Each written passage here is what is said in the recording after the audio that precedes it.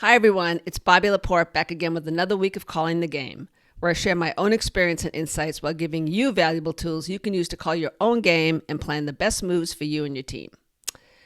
Now, I've been debating for a while whether I should write a post about one of my pet peeves, and that is how people are multitasking or otherwise distracted in meetings. I'm sure that sounds familiar to you, and it seems to me like this is increasing.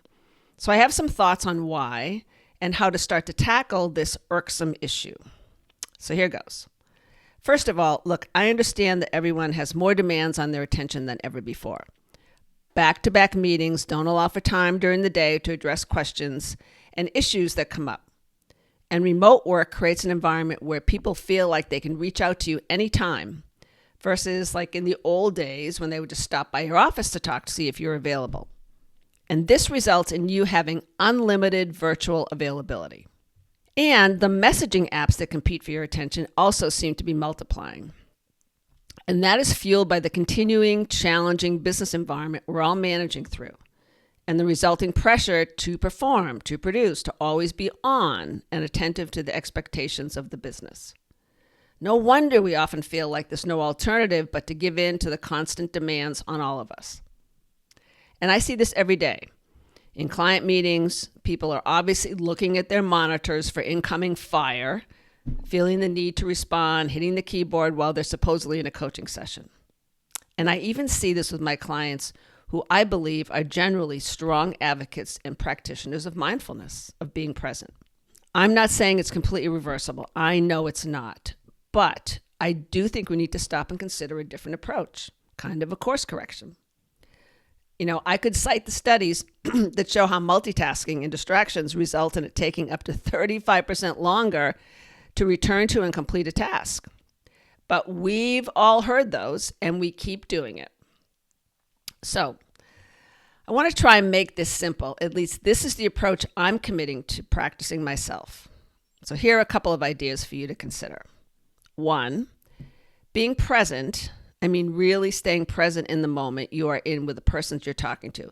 It is the single biggest lever you have in building relationships with the people you work with.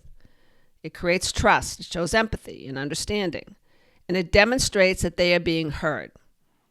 And we all hunger for that. 2, you are far more in control of this than you might think. Who is forcing you to answer Slack messages when you're in a one-on-one meeting with your staff?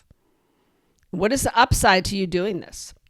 Because it lets them know that there is something more important than them at that time. And do you think they don't notice and feel that way? Believe me, they do. Now, does that make you a bad leader? No, it doesn't make you a bad leader, but you could be a much more effective leader, one people want to follow, to support, to go out of their way to help make successful. A leader who they will remember made them feel like they were the sole focus of their attention when they were meeting. And the additional benefit is it helps you feel more grounded, calmer, and more in control of your work. And to quote the famous philosopher Thich Nhat Hanh, the greatest gift you can give others is your presence. Now, wouldn't that be a fitting promise to make to your team as we head into the end of the year? All right, and to help you with this and further support you in calling your own game, I'm offering my 30-minute online Introduction to Navigating Uncertainty course free to viewers for a limited time. So click on the link at the bottom of this post and sign up today. All right, everyone, that's it for this week's Calling the Game.